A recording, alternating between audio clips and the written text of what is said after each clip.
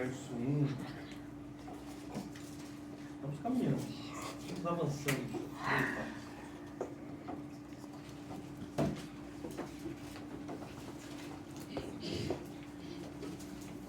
Em Romanos 6, a partir do verso 1, a gente vai ler até o verso 14. A gente vai estudar somente até o verso 5. Verso 4 e verso 5. Bem, todos encontraram? Romanos 6, do verso 1 até o verso 14. Diz assim a palavra do Senhor. Que diremos, pois? Permaneceremos no pecado para que a graça seja mais abundante? De modo nenhum. Como viveremos ainda no pecado, nós que para ele morremos? Ou porventura ignorais que todos nós que fomos batizados em Cristo Jesus, fomos batizados na sua morte? Fomos, pois, sepultados com ele na morte pelo batismo, para que, como Cristo foi ressuscitado dentre os mortos pela glória do Pai, assim também andemos nós em novidade de vida. Porque se fomos unidos com ele na semelhança da sua morte, certamente o seremos também na semelhança da sua ressurreição. Sabendo isso, que foi crucificado com ele o nosso velho homem, para que o corpo do pecado seja destruído, e não sirvamos o pecado como escravos. Porquanto quem morreu está justificado do pecado. Ora, se já morremos com Cristo, queremos que também com ele viveremos. Sabedores que, havendo Cristo ressuscitado dentre os mortos, já não morre. A morte já não tem domínio sobre ele. Pois, quanto a ter morrido, de uma vez para sempre morreu para o pecado. Mas quanto a viver, vive para Deus. Assim também vós, considerai-vos mortos para o pecado, mas vivos para Deus em Cristo Jesus. Não reine, portanto, o pecado em vosso corpo mortal, de maneira que obedeçais às suas paixões, nem ofereçais cada um os membros do seu corpo ao pecado como instrumento de iniquidade, mas oferecei-vos a Deus como ressurreto dentre os mortos, e os vossos membros a Deus como instrumentos de justiça. Porquanto o pecado não terá domínio sobre vós, pois não estáis debaixo da lei, e sim da graça. Amém? Vamos orar. Pai querido, Pai bendito, teu povo se reúne, Pai, para te ouvir, para que o Senhor fale aos corações, para que o Senhor molde os corações, ó Pai, mediante a tua santa palavra. Fala com o teu povo nessa noite, derrama uma porção de graça, amorosa, bondosa sobre nossas vidas, sobre o nosso coração. Ó Pai, faz, ó Pai, nos refletirmos e olharmos para a cruz do Teu Filho, para aquilo que Tu fizestes, para a união que ocorreu, ó Pai, ali. Que o Senhor possa, ó Pai, ajudar-nos a contemplar e ver, ó Pai, a Tua obra no Teu Filho. Que a gente possa, ó Pai, ter uma percepção mais ampla da Tua glória, para que nós possamos ser moldados, e, ó Pai, com perseverança, ó Pai, com amor e doçura, nós caminharmos rumo, ó Pai, ao Teu reino, fazendo a Tua santa vontade, não fazendo a nossa. Ajuda-nos nessa noite a expor e a falar, ó Pai, a Tua santa palavra. Molda os nossos corações nessa noite. Em nome de Jesus nós te pedimos e te agradecemos. Amém, queridos. Hoje a gente dá início ao capítulo 6 de Romanos. Eu coloquei aí o texto, né? Liberto dos grilhões através da morte com Cristo. A gente vai continuar falando dos feitos de Cristo por nós. Lembra que a gente falou que quando começamos o capítulo 5, a gente ia falar das benesses, dos efeitos que veio da cruz, foi advindo da cruz, as benesses, os resultados, né? Porque nós vimos, desde o começo de Romanos, a perdição dos homens. Nós vimos lá também o único caminho, não vimos, irmão? O único caminho de salvação que foi o quê? Mediante o nosso Salvador Jesus Cristo. Nós acessamos a essa salvação mediante a fé no nosso Salvador. Nós vimos exemplos da justificação pela fé no Antigo Testamento na vida de Abraão. Nós entramos no capítulo 5, para falar das benesses advindas do Calvário. E por último, né, o que nós estávamos estudando, nós estudamos os dois representantes, Adão e Cristo. Seus atos, né, suas ações, foi legado uma herança para os seus descendentes, para os seus representantes. Adão no Éden, ele come do fruto, desobedece e traz morte, traz condenação aos seus filhos, aos seus descendentes. Mas veio o segundo Adão para restaurar aquilo que o primeiro Adão fez de errado. O segundo Adão veio, obedeceu, se entregou pelos seus, né, e fez com que a graça superabundasse nos seus eleitos. Fez com que abundasse nos seus representantes. No capítulo 6 nós vamos ver, ao longo do capítulo 6, um dos propósitos de Paulo, no capítulo 6, é responder, na verdade, uma possível heresia que brotaria na mente dos seus leitores depois que ele acabasse de explicar o que adveio de Cristo Jesus. Que ele falou, onde abundou o pecado, superabundou a graça. Então, o pensamento dos leitores ali, e isso pode ter acontecido na igreja de Roma, e aconteceu na história da igreja, um desentendimento de fato do Evangelho que levou a um pensamento herético. Vamos pecar mais para que a graça seja mais abundante na nossa vida. E Paulo, no capítulo 6, ele vai trazer dois argumentos para refutar esse pensamento herético. Porque isso pode ocorrer. A gente vai falar sobre isso, que o desentendimento do Evangelho pode levar a duas vias erradas. Ao legalismo e ao antinomianismo, que a gente vai falar hoje um pouquinho. Né? Duas visões erradas, que é o que também a gente leu na carta de Judas. Né? A questão da libertinagem. O desentendimento da graça levou essas pessoas à libertinagem. E Paulo vai tratar isso aqui no capítulo 6, né, para refutar esse pensamento que pode ter suscitado na mente dos seus leitores. Recapitulando o que a gente estudou, né, na aula passada, na última sessão em Romanos 5, viemos estudando os dois representantes, Adão e Cristo, em suas respectivas ações e legado aos seus representantes. Aprendemos que a lei ela foi introduzida para quê? Para mostrar a nossa malignidade. Vocês lembram? A lei é santa, justa e boa. Só que quando ela entra em contato com o nosso ser corrompido, ser esse que foi legado por Adão, né? A nossa natureza é inclinada ao mal. Quando a gente entra em contato com a lei de Deus, a lei desperta nos homens um desejo de violar a lei. Minha irmã Janaína até falou, né? O que é proibido é mais aprazível à nossa carne. Poxa, de onde vem isso? Né? A lei que é santa, justa e boa.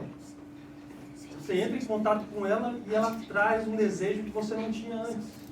De violar. Por quê? A nossa natureza foi corrompida e ela quer ir de encontro a tudo aquilo que se chama Deus. Como diz, né, Paulo, né?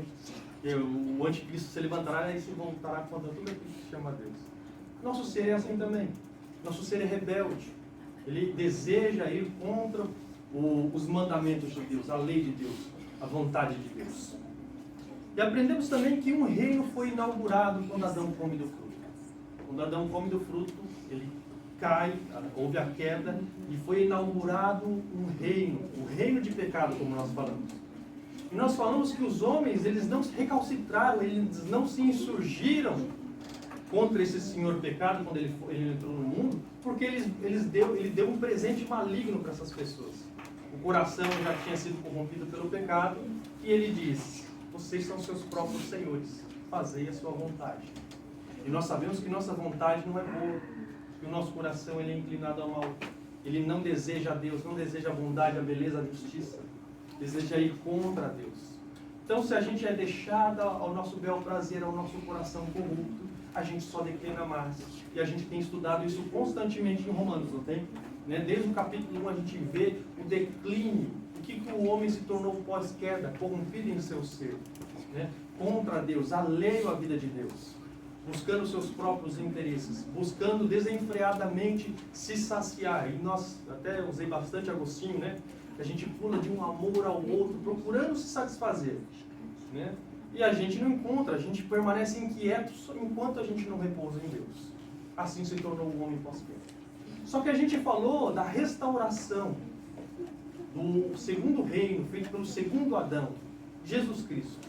Ele inaugurou o reino da justiça, da graça, né, mediante a sua justiça. E a gente falou que foi levantado um estandarte ali no Calvário, onde foi inaugurado esse reino de justiça, esse reino de graça, mediante os atos de Jesus Cristo. E ali a partir dali ele nos deu vida. Porque quando ele foi levantado na terra, ele chamou os seus para si. E os seus ouviram a voz do doce pastor e foram atraídos com cordas de amor. Isso ocorreu com todos nós. Vocês estão aqui porque isso ocorreu, porque Deus os chamou. E nós fazemos parte desse novo reino. E a gente tem falado que quem vive nesse novo reino, vive não para si mesmo, mas vive para aquele que o criou. Né? E agora no capítulo 6 a gente vai falar sobre a santificação. Essas pessoas que foram trazidas para esse reino, foram tiradas das trevas e trazidas para o reino do Filho do seu amor. Né? O reino de nosso Senhor Jesus Cristo. Nós vamos falar da santificação. É como se a gente passasse por um filtro. Não sei se vocês já viram lá, onde regiões que a água lá não é potável, né? E ali tem um filtro ali que as pessoas para tomar água, tal, colocam a água lá e a água sai por do outro lado. Aconteceu uma transformação sobre nós. Nós fomos limpos, lavados e remidos pelo sangue de Jesus. E nós vamos ver as consequências, né, do nosso chamado, da nossa salvação, que a gente torna mini Cristos, né? Cristão, na verdade, é isso, é um mini Cristo. É aqueles que andam nas pisaduras do Mestre, como nós temos falado. É isso que nós vamos falar. Só que como a gente viu, na questão aí do que Paulo disse, por último, né? Que onde abundou o pecado, superabundou a graça, pode suscitar na mente dos seus leitores esse pensamento herético, essa doutrina errada, que leva as pessoas à perdição. Lembre disso. Aquilo que não faz parte da ortodoxia, ou seja, da doutrina reta, leva as pessoas à perdição. E saiba que a doutrina errada, ela vai gerar uma prática errada. Eu sempre falo que, se você não tem uma ortodoxia, você não pode ter uma ortopraxia, ou seja, uma prática correta. E Paulo, ele está fazendo isso conosco. Ele está mostrando teologia. Em todas as cartas de Paulo introduz a teologia, depois ele vai introduzir a prática. Né? Sem uma ortodoxia, você não tem uma ortopraxia. Né? E saiba, né, a ortodoxia ou a heterodoxia, ela não fica no mundo das ideias, não, no disputão. Ela dá um jeito de descer para o coração, e descendo para o coração, vai para as mãos, vai para a sua prática. Eu já até, acho que quando nós estávamos fazendo o discipulado com a irmã Aline, com a irmã Janaína, nós falamos sobre isso. Porque esses pensamentos heréticos não ficam na estratosfera. Eles descem para o coração e dão um jeito de descer para as mãos, para a sua prática, para a sua vivência. Então, um mau entendimento gera uma prática errada. Nós vamos ver isso também. E aprendemos também que as benesses da justiça, mediante Jesus Cristo, né? Foi o último versículo que a gente viu, mediante o nosso Senhor Jesus Cristo, veio o quê? E a gente viu, falou que deu a coesão de todo o texto, né? E mediante veio a paz com Deus, a reconciliação e a justiça. Por Cristo veio tudo isso. E, como eu até falei, glória a Deus pelo segundo Adão, que nos restaurou, que nos redirecionou, que transformou o nosso coração e reconduziu ao caminho correto, ao caminho da graça, ao caminho do Pai. A verdade central. Nem lembro se eu comecei a escrever. Eu escrevi várias frases centrais, verdades centrais lá. Não sei como é que ficou essa aí, qual que eu decidi colocar. Mas está aí, ó. Não precisamos mais obedecer ao pecado, porque morremos para ele por meio da morte de Cristo. Agora, unidos a Cristo, fomos ressuscitados para uma nova vida de santidade e obediência à justiça. Então, isso que ocorreu. Nós não vamos falar aqui hoje, nós não precisamos obedecer mais o tirano, o déspota, senhor do pecado. Porque nós morremos para ele, como nós lemos no texto de Romanos. E a gente A gente está morto para Ele porque a gente foi unido a outro Senhor, Cristo. Onde nós vamos seguir os passos de Cristo. Onde nós fomos ressuscitados para uma nova vida de obediência à vontade soberana, boa, justa do nosso Senhor. Então, tenha isso daí em mente.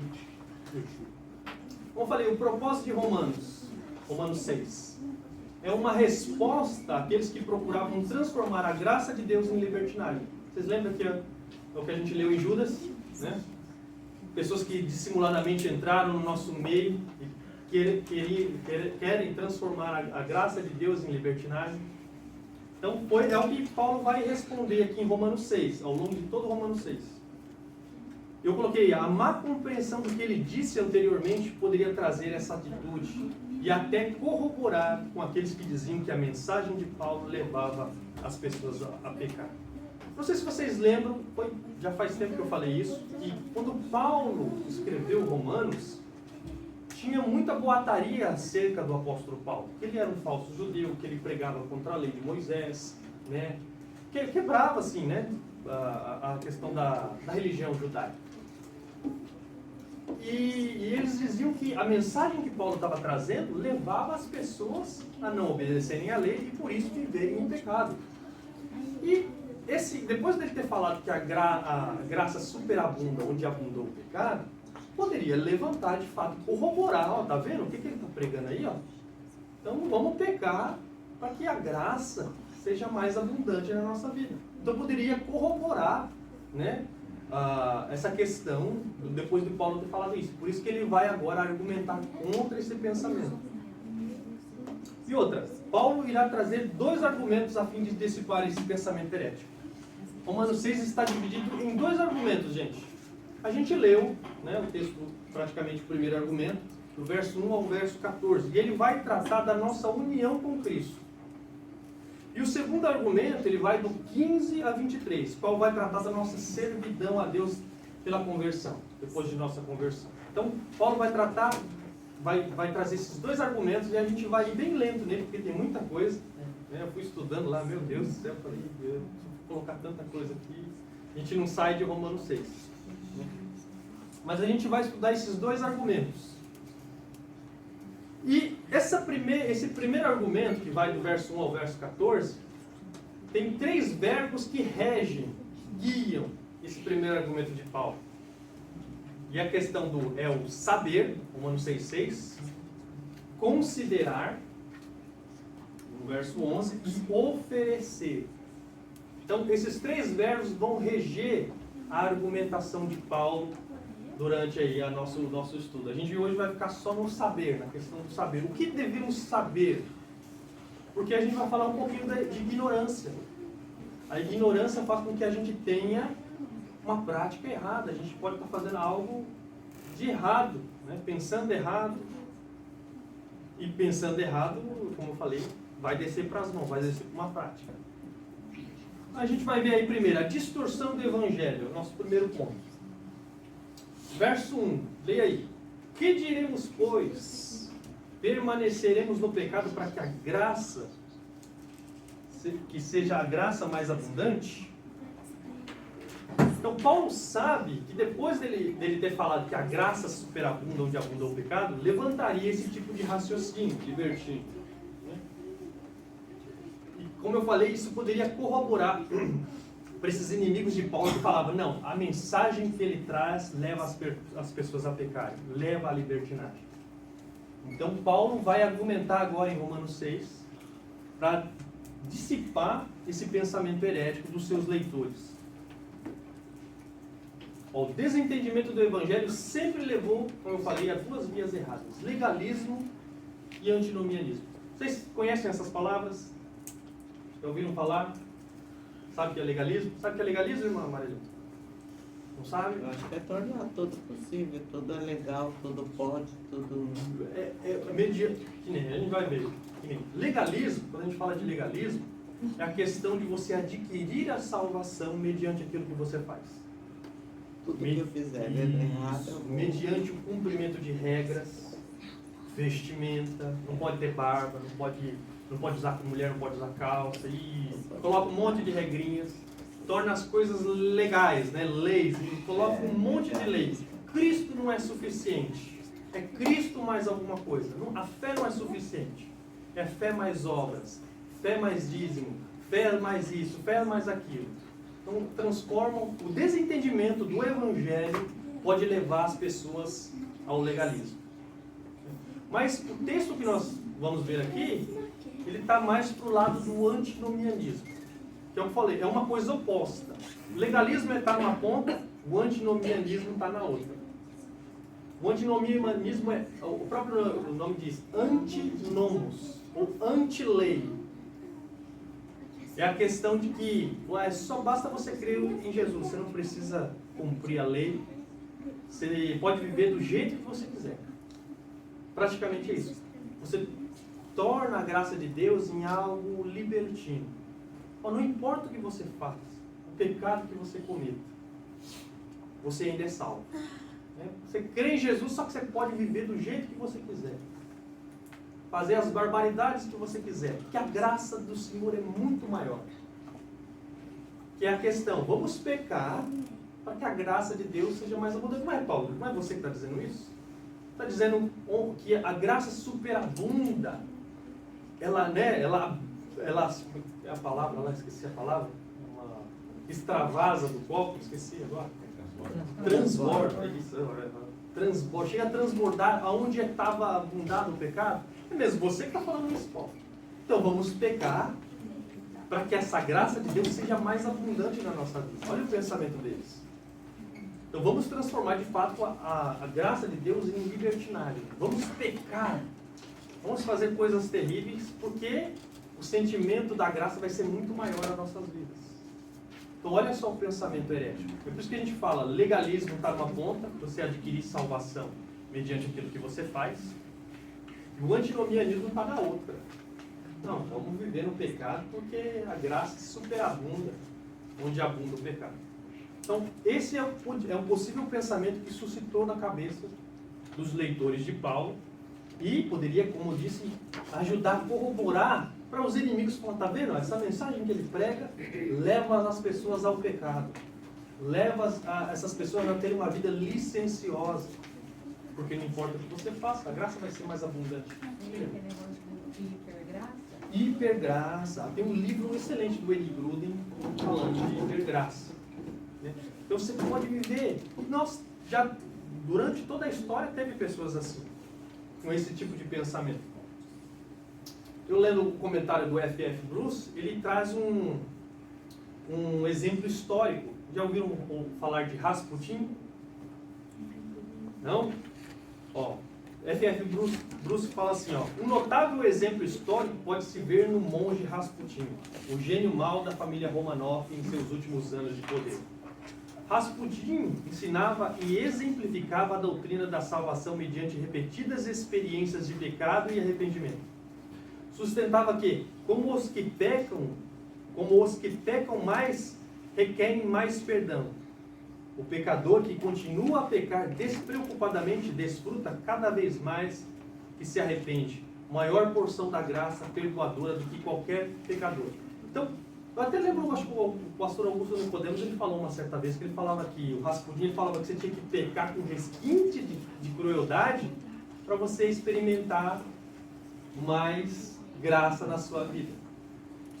Tanto que eu estou estudando um pouquinho sobre ele, fiquei sabendo que ele foi morto com um tiro na cabeça. Mataram ele porque ele, de fato, ele era muito libertino nessas questões. Ele ensinava essas coisas para o pessoal da paróquia dele ali na Rússia. Então, você olha assim, eu falei, falando, isso aqui não está restrito. Um monte de gente fala assim, não, você pode crer em Jesus e viver do jeito que você quiser. Só basta crer. Que a graça de Deus é maior que tudo, é maior que o seu pecado. E eu vendo nas redes sociais esses dias aí, tantas barbaridades, a pessoa fala, não, eu creio em Deus. Só que comete uma bateria de coisas que a pessoa, não, Deus me ama. Deus não está bravo comigo. Deus não se importa se eu vivo assim ou assado. Aí ela não crê. Satanás também crê. Diga. Pois é, mas tem gente que todo mundo, acho que não existe quem não conhece Jesus, a história dele. Sim. e comete barbaridades mil. Mas diz que se na hora que estiver ali na morte, ele se Pedir arrepende, perdão? tá salvo. Ah, eu duvido muito. Eu duvido É muito. o que eu também duvido, então por isso Porque que eu tô o coração de fato perguntando. convertido, ele é transformado. Ele não deseja e não quer viver na Porque prática hoje do não pecado. existe possibilidade de alguém nunca ter ouvido falar de Sim. Jesus. E eu tenho falado com bastante gente quando estou evangelizando, aí a pessoa sempre fala, eu conheço uma crente lá que ela faz isso. As pessoas, Eu falei, então, mas ela não é crente. Eu já falo na lata, ela não é crente. as pessoas às vezes acreditam em Jesus, mas não obedecem os mandamentos. Sim, Aí sim. não é É o crente. que o pastor Augusto Nicodemos fala até é um ateísmo prático. Né? Você diz que crê em Deus, mas você vive como se ele não existisse.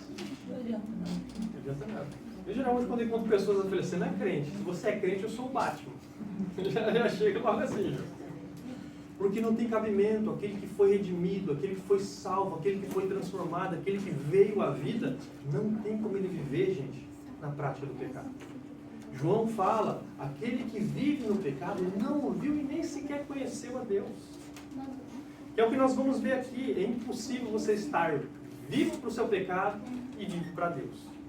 Se você está vivo para Deus, você está morto para o seu pecado. Se você está vivo para o pecado, você está morto para Deus.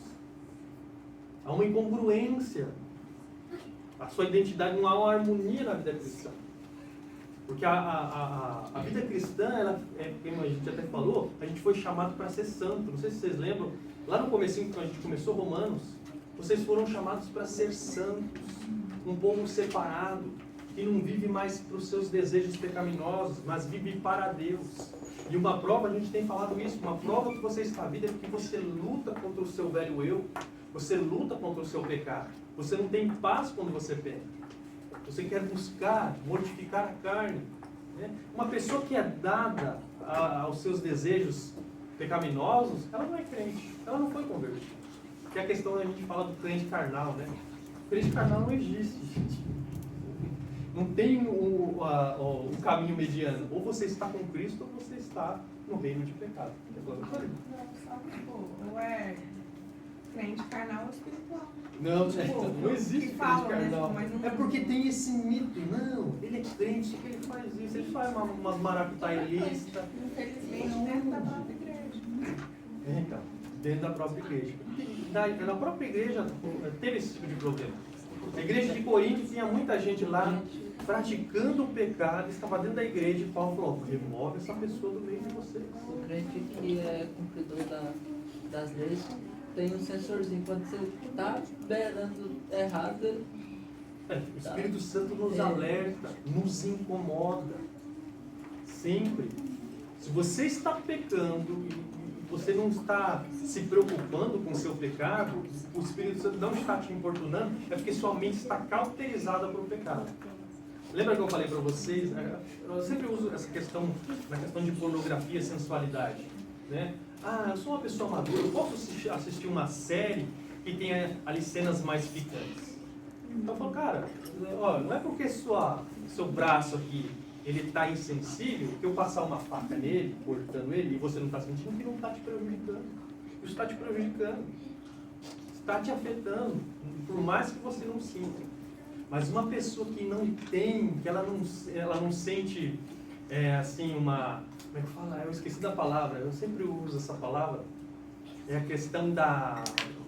Uma pessoa que é importunada, uma santa perturbação. Eu até falo assim, se a pessoa não tem uma santa perturbação, porque o crente é perturbado quando ele está no erro, quando ele está fazendo alguma coisa errada.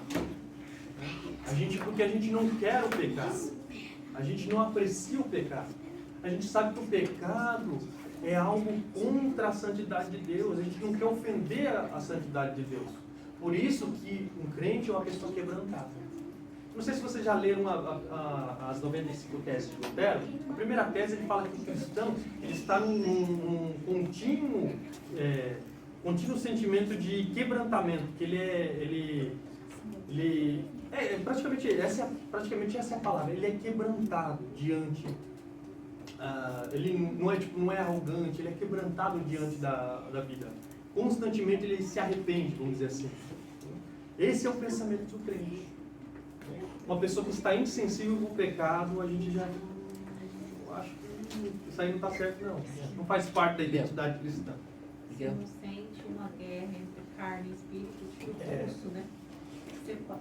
Aí tem alguma coisa errada. Mas eu acho que, tipo, a gente tem que olhar nós mesmos, né? Porque Sim. a gente não consegue, tipo, saber se o outro vai pro céu, não só Deus, né? Porque, por exemplo, o ladrão que estava com Jesus lá, deu a entender que Jesus salvou ele, né? Ele foi, teve uma vida de pecado, né? Salvou ele. Mas a gente vê que no último minuto ele se arrependeu. Então, E foi um arrependimento sincero. mas a gente não consegue saber dos outros, né? Sim, sim. Porque tem muita pessoa falando, não, no último momento eu peço perdão. Ela já está premeditando, eu vou viver uma vida de devassidão, né? E chega lá no ponto de ser claro, né? Se eu tivesse a oportunidade de antes de morrer pedir perdão. Quando o médico fala, ó, você só tem uma semana e você vai. A Agora, pessoa muda, né? Na hora. Uma água ou vinho, né? Mas de fato, é que se houver de fato um verdadeiro arrependimento, né, eu sempre espero disso da pessoa, se você realmente se arrepender, Deus tocar no seu coração, se arrepender de todo o coração mesmo, aí sim, como o ladrão na cruz.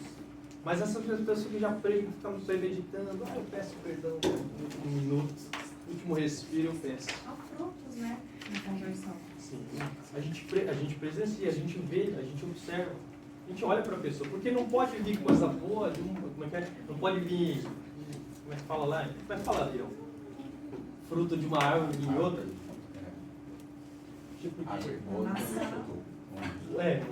não vai produzir um fruto ruim, ou vice-versa, né? Pelos frutos os conhecereis, como Jesus fala a questão ali dos falsos mestres. Pelos frutos vocês conhecem, se de fato é bom ou não. E a gente vê isso na vida dos cristãos. Vê se eles são quebrantados. Vê se eles buscam cotidianamente a santificação, a modificação. Eu até ia falar um pouquinho desse livro aqui, ó, se vocês puderem adquirir esse livro, do Joe Owen, Triunfo sobre a Tentação. Ele fala muito sobre a questão do pecado no nosso ser e a mortificação diária, contínua. Você vai lutar contra o seu pecado pelo resto da sua vida. Né? Você acha que os seus problemas vão acabar depois que você se tornar cristão? Não. Aí que vão começar mesmo. Porque você vai lutar diariamente. Foi o que o nosso Senhor disse: aquele que quer vir após mim, negue-se a si mesmo. Tome a sua cruz e segue. Uma luta contínua de alta abnegação, de negação do eu. Porque a gente sabe que o nosso coração não é bom. Mas Deus o redirecionou para Ele. Esse que aconteceu conosco na conversão. O nosso coração foi redirecionado. Mas a gente luta e vai lutar até o final. Só que a gente vê os frutos dos verdadeiros cristãos. Né? Eles buscando a Deus, orando, lendo, buscando cada vez mais, querendo estar na igreja. Eu preciso estar lá. Poxa, irmão, a gente ficou quase um mês sem vídeo, gente. Eu estava desesperado já.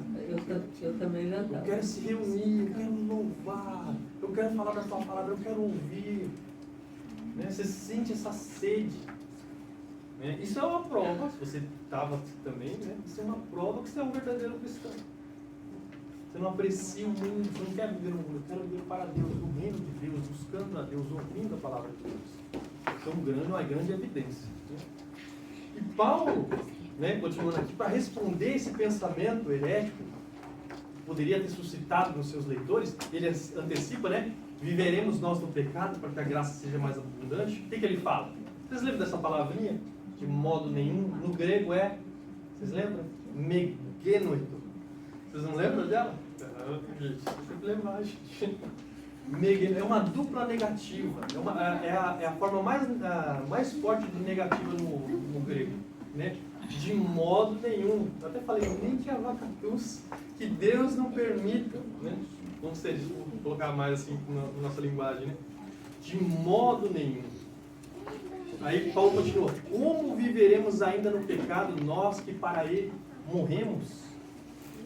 Então, essa é a expressão, megenoito, de modo nenhum. Expressão mais forte no grego. Se um crente, entre aspas, né, como nós estávamos falando aqui, chegou a pensar e viver assim, ou seja, no pecado, ele demonstra que ele não entendeu o Evangelho. Há uma incongruência com a identidade cristã. Está em desarmonia, como eu falei, está em desarmonia. Não faz parte, não está em conformidade. Uma pessoa, uma cristã entre aspas, né? Se ele pensou assim e está vivendo assim, está com falta de conformidade. O que é a identidade cristã? Talvez isso decorra, pode ocorrer, por causa da questão de uma certa ignorância. Como eu coloquei, talvez isso decorra por causa de uma ignorância acerca do que ocorreu para aqueles que fazem parte do reino da graça. E Paulo vai falar no verso 3, porventura ignorais. Nós vemos que a ignorância, gente, como eu falei para vocês, podem fazer com que a gente caia em erro, cometa erros. Que nem quando eu ensino teontologia, né, talvez, não sei se eu cheguei nessa aula para a irmã Aline, que a gente fala mal, às vezes, dos católicos, não, eles são idólatras, né, porque eles adoram uma imagem lá e tal, tarará. Mas você também pode ser um idólatra. Você pode estar adorando um Deus que você fez com sua mente, não o Deus das Escrituras. Tem até um desenho lá que eu sempre coloquei, não sei se eu mostrei para a Jana, para a irmã Aline, né, com uma pessoa lá fazendo um Deus para ele, colocando pé de jacaré, outro de patins, mão robótica e tal. Um monstro, uma quimera que a gente fala, né? E o cara pergunta assim, o que você está fazendo? Eu estou fazendo meu Deus. Aí o cara falou, poxa, que legal, como é que eu faço? Também quero um, como é que eu faço? Falou, pega essa Bíblia aqui, só escolhe as partes que você gosta. O resto você descarta. Ou seja, você crê em um Deus que você... A falta de entendimento. Isso, é que você... Não, é um Deus que eu criei com a minha mente. Eu só quero as partes boas. As partes ruins, não, isso aqui não quero não. Entendeu? Então você pode estar cometendo idolatria, formando um Deus na sua mente com base naquilo que você quer. Não com base naquilo que Deus é. Por isso que a gente precisa de toda a Escritura.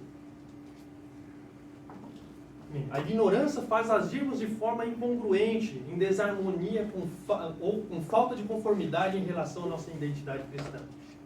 O conhecimento é importante, pois faz caminharmos com Deus como Deus quer que caminhemos, faz crermos conforme aquilo que Ele quer que creiamos. Eu achei interessante, estava pensando numa ilustração. Eu lembro que, não lembro de quem eu vi essa ilustração, talvez eu acho que foi do Nicodemos também, né? Ele fala que um rapaz, ele ia fazer uma viagem, ele era pobre, ele ia fazer uma viagem de navio, né? No comecinho do século XX. Só que ele não tinha mais dinheiro para comprar comida, mantimento para aquela viagem que seria muito longa. E ele foi lá, ele comprou um pacotinho de bolacha e um pacotinho de queijo. E foi lá. Já nos primeiros dias lá, assim, meia bolacha, meio queijinho e tal, a gente comeu. E o que mais doía nele, que ele ia lá no Convés, lá ele viu o pessoal lá se fartando nos restaurantes e tal. Né? E foi acabando ali a bolacha e o queijo. Tanto que ele ficou angustiado. Ele falou, vou me trancar no quarto, na cabine, e vou morrer. Né? Aí depois de alguns dias, o capitão deu falta dele e foi lá. O que aconteceu, né? A gente está sentindo a sua falta. Aí ele se fala pro capitão, fala, eu sou miserável, sou pobre, o meu dinheiro, não tenho dinheiro, só tive dinheiro para comprar passagem, essa bolacha aqui, queijo, que já acabaram, eu me tranquei aqui para morrer. Ele fala, você não sabe que a comida estava inclusa no preço da passagem? Por uma falta de conhecimento, né? Ele padeceu por isso. E isso que ocorre conosco. Uma falta de conhecimento, nós padecemos. Pode ser que ocorra isso. Por isso que Paulo fala, porventura ignorais, vocês não sabem o que ocorreu, né? Que vocês morreram. Vocês morreram com o pecado, por meio do corpo de Cristo. Então, por isso que fala, o entendimento é importante. Oséias mesmo fala, né?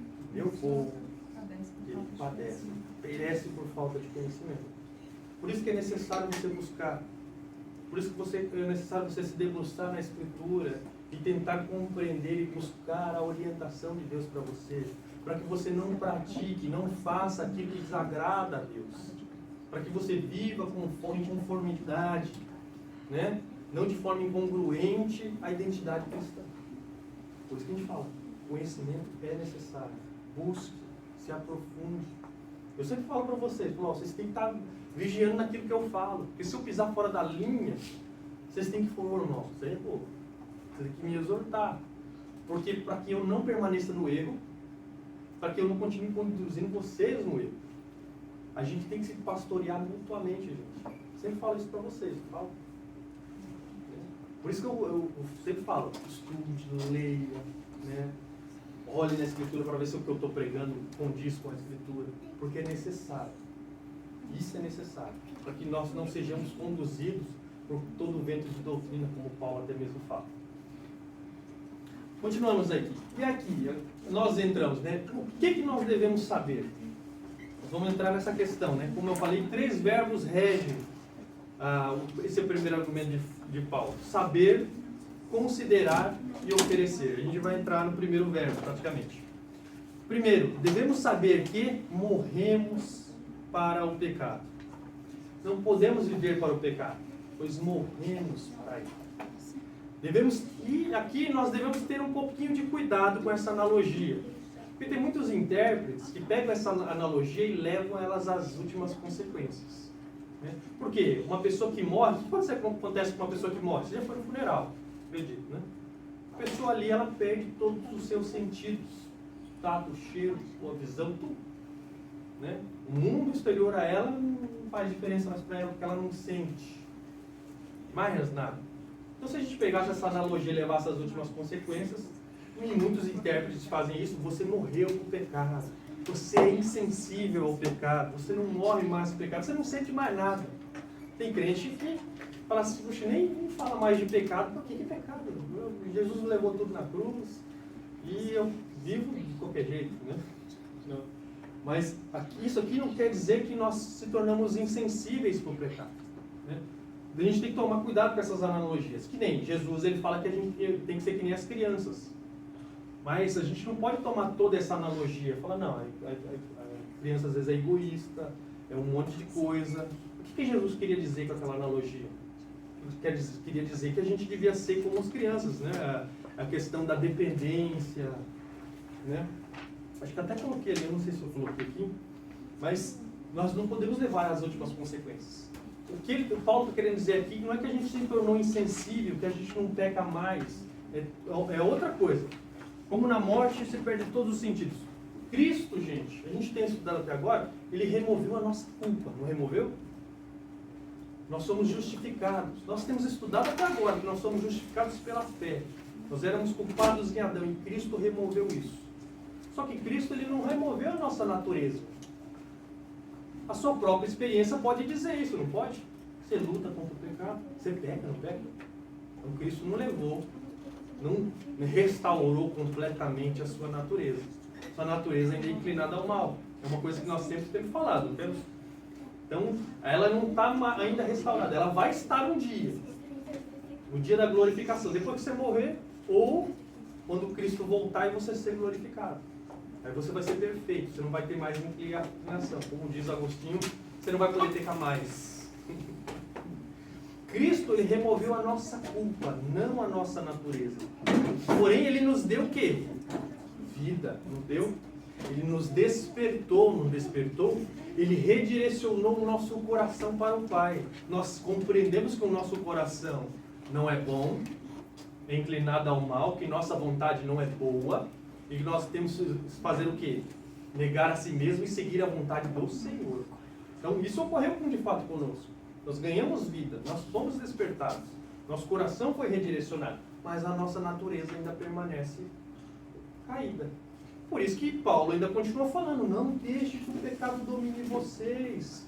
Jesus vem falando, não, neguem-se a si mesmo. Ué, se tivesse restaurado, se a gente tivesse morrido completamente, plenamente restaurado nossa natureza, ele não tinha necessidade de eles falar essas coisas, teria continuar dando essas orientações. Então, a questão da morte por pecado aqui é outra coisa, né? Morte aqui não pode ser entendido como inexistente vontade de pecar. Não significa que nós não somos mais tentados, insensíveis ao pecado ou que não pecamos mais. A morte aqui não é para o poder do pecado, mas para a sua culpa. E, principalmente, veja aqui, para o fato de que o pecado não pode mais exigir de nós obediência. Porque a gente não tem mais uma aliança com Ele. A gente não tem mais um pacto com Ele. Não devemos mais servidão alguma a Ele. E, consequentemente, Ele não pode mais nos danificar. Porque aquele que peca, o que acontece com ele? Qual é o salário do pecado? Morte e condenação. Então nós morremos para o pecado.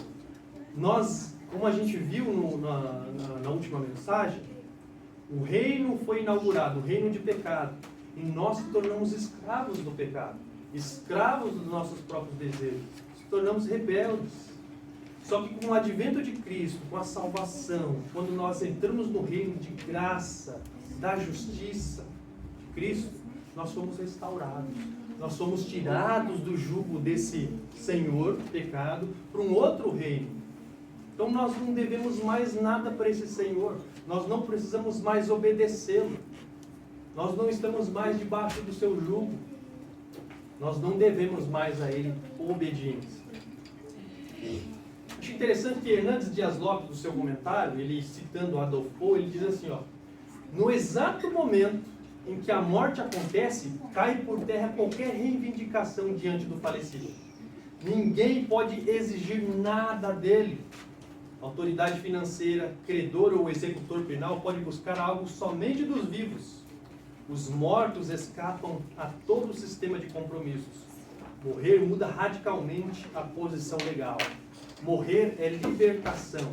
Morremos para o pecado. Este é o grito de liberdade. Você já assistiu aqueles filmes de escravidão, né? Tem um livro muito bom e tem um filme muito bom do Edward Norton, esqueci, 11 anos de escravidão, não lembro agora o nome direito do filme. Muito bom, né? Imagine, né, um senhor, uma pessoa debaixo de uma servidão de um déspota, de um tirano, né? E ele maltrata desumanamente aquele escravo. E só tem, acho que 3 vias para ele se libertar.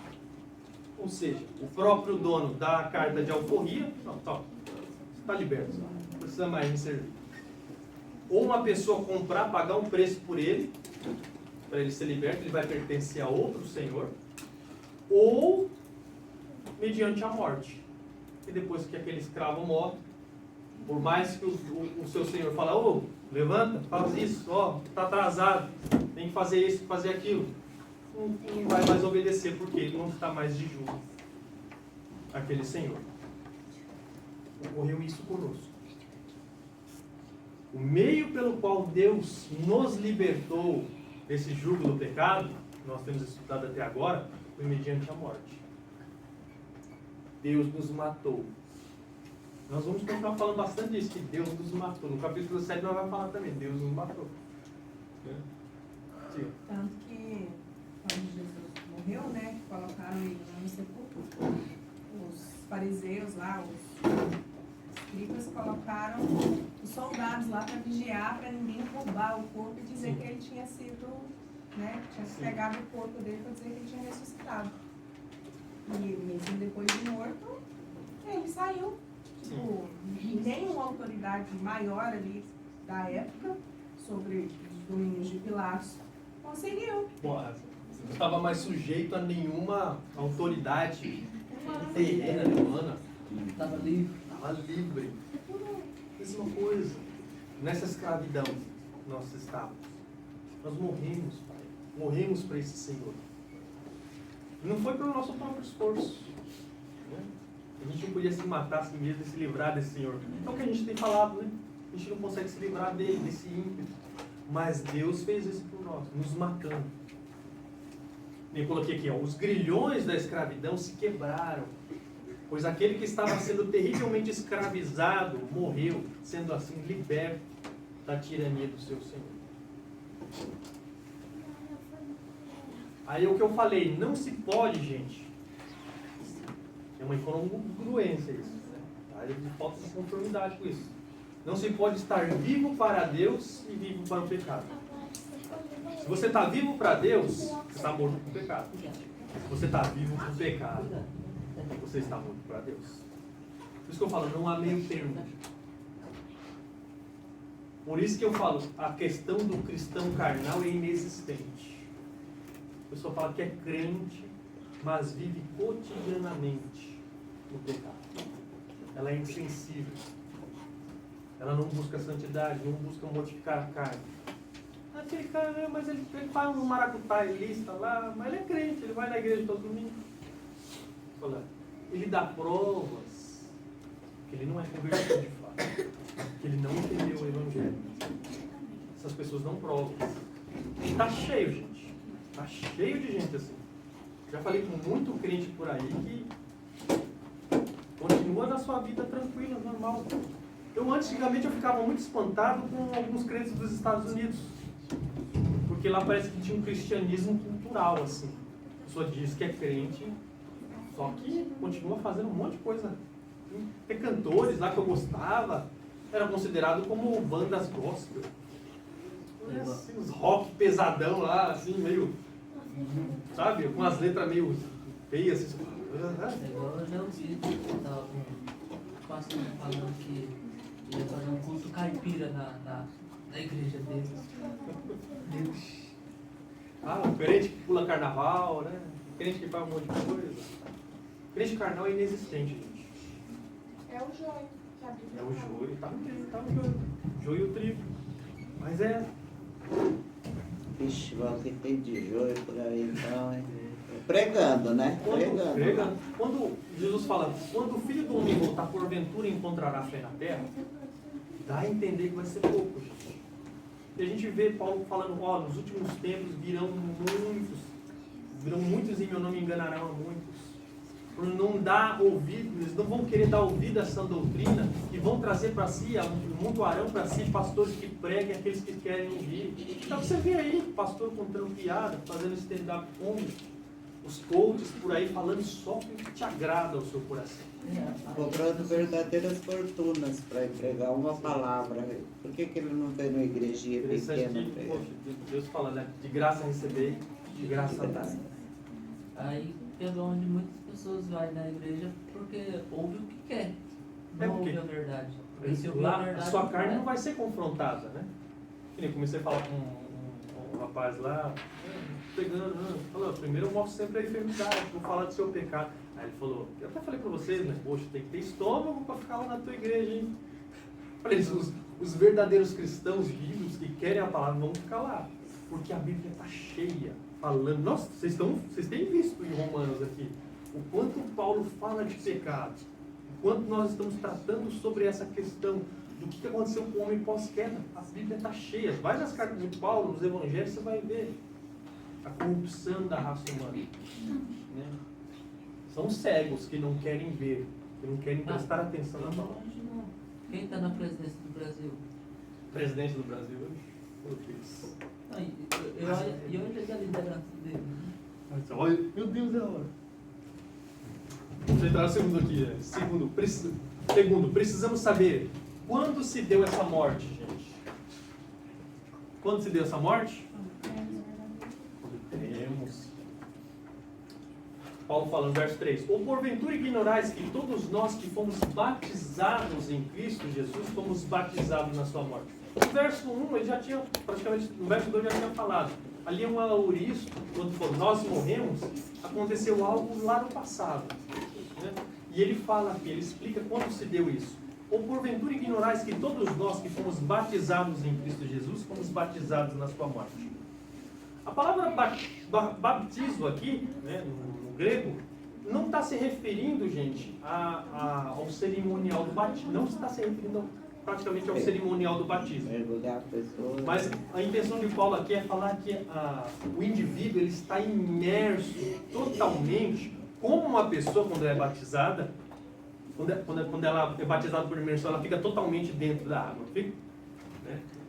A mesma coisa aqui. Essa palavra aqui, Paulo não está se referindo ao batismo propriamente dito, mas é uma pessoa que está totalmente imersa em Jesus. É porque o que ocorreu? Quando você creu, você foi unido a Cristo. Lembra que a gente tem falado que Jesus é o nosso representante? Né? Uma coisa agora a mais é que ele não é só o nosso cabeça, o nosso representante. Nós estamos unidos a Ele. Dá para entender? Nós somos unidos. E quando Cristo morreu, nós morremos com Ele. Porque nós estávamos nele, unidos a Ele. A gente fala isso de dar união mística do crente com Cristo. Nós estávamos nele. Por isso que coloquei aí, né? A palavra batismo não está se referindo à ordenação do batismo. O uso aqui é metafórico para fazer alusão a algo que está imerso. Como quando dizemos que a pessoa está imersa no trabalho, totalmente, completamente tomada, como ocorre a uma pessoa imersa nas águas. Todos os cristãos que colocaram fé nele quem? Jesus. Eles foram unidos a Cristo. Por isso, gente, que a história de Cristo se torna nossa. Os atos dele se tornam os nossos, porque nós fomos unidos nele. E claro, o batismo aqui também representa o Evangelho. Né? Quando é que a gente vê o Evangelho de forma visível? Vocês sabem quando é que a gente vê o Evangelho de forma visível? Quando nós praticamos as ordenanças. O batismo, a ceia. O batismo você vê. A pessoa morre e ela ressuscita para uma nova vida. A ceia do Senhor, você toma do corpo e do sangue do Mestre. É o Evangelho visível. Você pode tocar, pode cheirar, pode ver, porque ali está simbolizado o Evangelho de maneira visível a nós. No batismo você morre e ressuscita com Cristo. Por isso que nós somos crendo batista, né? A gente batiza a forma de batismo que a gente pratica é de imersão, né? Porque ali está simbolizado, está encenado, está dramatizado uma pessoa que morre, é lavada e é ressurreta com Cristo. Isso ocorreu com cada um de nós. Quando você depositou fé em Jesus, você morreu. Você foi batizado em Cristo Jesus. Foi colocado unido a Ele. Por isso que a história dele se torna nossa. As obras dele se tornam nossas. Ele não é só o nosso cabeça, nós estamos unidos a Ele. Quando depositamos fé no Senhor, se unimos com Ele. Por isso sua morte tornou-se a nossa. Interessante que 2 Coríntios diz assim, pois o amor de Cristo nos constrange, julgando nós isso, um morreu por todos, logo todos morreram. E ele morreu por todos para que os que vivem não vivam mais para si mesmos, mas para aqueles que por eles morreu e ressuscitou. E a terceira coisa, né? Deixa eu ver, vou tentar avançar. A terceira coisa que nós precisamos saber, fomos o que? Ressuscitados com Cristo. Para o quê? Para uma nova vida. É o que nós vemos aí nos versículos 4 e 5. Fomos, pois, sepultados com Ele na morte pelo batismo, para que, como Cristo foi ressuscitado dentre os mortos pela glória do Pai, assim também andemos nós em novidade de vida. Porque se fomos unidos com Ele na semelhança da sua morte, certamente o seremos também na semelhança da sua ressurreição. Então a história de Cristo tornou-se a nossa. Como Ele foi ressuscitado pela glória do Pai, pela glória do Pai que quer dizer pelo poder de Deus, Ele foi ressurreto dentre os mortos. E nós, a sua semelhança, também o fomos. A gente já tem falado já, ainda não, né? Nós fomos ressurretos, nós revivemos. Mas nós seremos ressurretos também à semelhança do nosso Mestre. Como Ele o foi. Por isso que a história dele é maravilhosa. A história dele se torna nossa. Porque nós estamos unidos a Ele. E nós ressuscitamos não mais para viver para nós mesmos, como algo que nós temos sempre falado, mas para uma nova vida, novos gostos, uma vida redirecionada, um coração redirecionado para o Pai, para a sua vontade, plena, justa, bela e perfeita. Por isso que a gente fala, não existe crente carnal, não pode haver, não tem como. Porque essa pessoa morreu com Cristo e foi ressuscitada por uma nova vida. Uma vida debaixo da orientação do Pai. Não debaixo mais do Senhor pecado. Nós morremos para o pecado por meio da nossa morte com Cristo. E como Ele ressuscitou, nós ressuscitamos com Ele para uma nova vida. Nosso coração foi redirecionado para viver de conformidade à vontade do Criador. Nós se tornamos novas criaturas. E diariamente, fazemos morrer nossa o quê? Nossa natureza terrena. Como diz lá em Colossenses 3. Colossenses 3, 5. E eu vendo aqui, como é que é viver nesse novo reino? A gente já leu esses versículos de Efésios 4. Depois vocês podem procurar esses textos aí. A gente renuncia o quê? Os velhos hábitos, não renuncia? Vocês querem ler esse texto? Muito é longo, né? A gente renuncia os velhos hábitos pecaminosos. A gente renova a nossa mente. A nossa mente estava na escuridão, mas ela foi trazida à luz. Nós vamos despojar do velho homem, nós vamos se revestir do novo homem que está em Cristo Jesus. A gente vai se revestir do novo ser, daquele que é criado segundo a imagem de Deus. Isso que ocorre conosco. Nós morremos para a velha vida. Nós vivíamos na antiga vida. A antiga vida é a vida de pecado. É a vida segundo, tirando o pecado, satisfazendo os nossos próprios desejos, nosso coração. Tornados inimigos de Deus. Só que nós fomos ressurretos para uma nova vida com o Senhor. Aí eu te pergunto, você está vivendo essa nova vida? Está dando fruto nessa nova vida? Está vivendo segundo os passos do seu Senhor? Está cotidianamente mortificando o seu ser? Pela leitura, pela oração, pela comunhão com os irmãos. Eu não sei se vocês se comunicam durante a semana, eu espero que sim. Vocês conversem sobre a palavra, vocês leiam, compartilhem o que vocês estão aprendendo. Não fique só restrito aqui. Né? Vocês compartilhem o evangelho onde vocês estão. Eu na firma lá, toda oportunidade que eu tenho, tem um rapaz lá que sempre pergunta, o que é isso, que é aquilo? Evangelho É até bom, né? Quando gostoso demais, a hora passa assim, às vezes a hora está demorando, porque aquele desejo imenso de compartilhar a palavra de Deus. Espero que você tenha esse sentimento, porque esse é um fruto que o verdadeiro crente que ressuscitou para uma nova vida dá, mas principalmente ele não vive mais para o pecado. Cotidianamente ele se santifica. Ele busca mais de Deus. Que nem esse livrinho aqui. Eu queria ler um pedacinho que eu estava lendo hoje.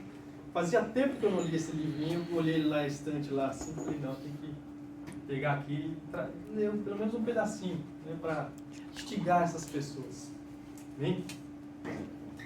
Suponha, diz John Owen aqui, suponha que um verdadeiro cristão encontre dentro de si um pecado que o cative. Ele consome seu coração com tribulação, deixa sua mente desorientada, enfraquece a sua comunhão com Deus, perturba a sua paz mental e talvez venha a corromper a sua consciência. Ele começa até mesmo a endurecer seu coração por causa do engano do pecado. O que deve fazer? Como lutar para ter a capacidade de manter a força, a paz e a comunhão com Deus?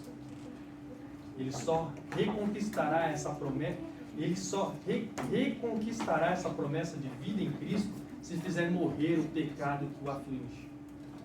Os crentes santificados, que parecem livres do poder condenatório do pecado, fazem de sua tarefa diária a mortificação. Faça morrer tudo o que pertence à natureza terrena de vocês, Colossenses 3,5.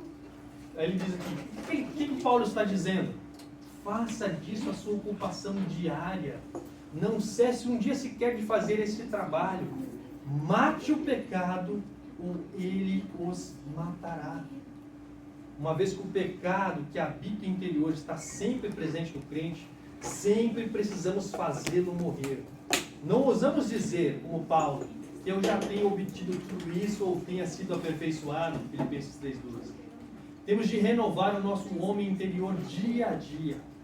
O pecado não habita em nós, não apenas habita em nós, mas trabalha continuamente para produzir atos de morte. O pecado está sempre agindo, sempre concebendo, sempre seduzindo e tentando. Olha o que ele fala agora. Ousar ficar parado significa perder a batalha. Por isso que você não pode ter descanso. Por isso você tem que buscar conhecimento, buscar através da oração, da comunhão com os seus irmãos. E não deixar que aquele tirano, que uma vez te escravizou, volte e te traga novamente para aquela vida de perdição, de regeneração. Que a gente possa lutar, gente, em nós mesmos. Porque só sabemos que o pecado desagrada o nosso Senhor. Sabemos que o pecado desonra o nosso Senhor. E o nosso coração, que foi redimido por Cristo, que foi lavado e remido naquele Calvário, não anseia permanecer no pecado, mas anseia de coração, como a gente vai ver depois, obedecer de bom grado, de coração, a doutrina que foi nos dada. Esse evangelho glorioso, magnífico, que nos redime, que nos lava, que nos leva à vida eterna. Amém, queridos? Vamos orar? Vamos orar.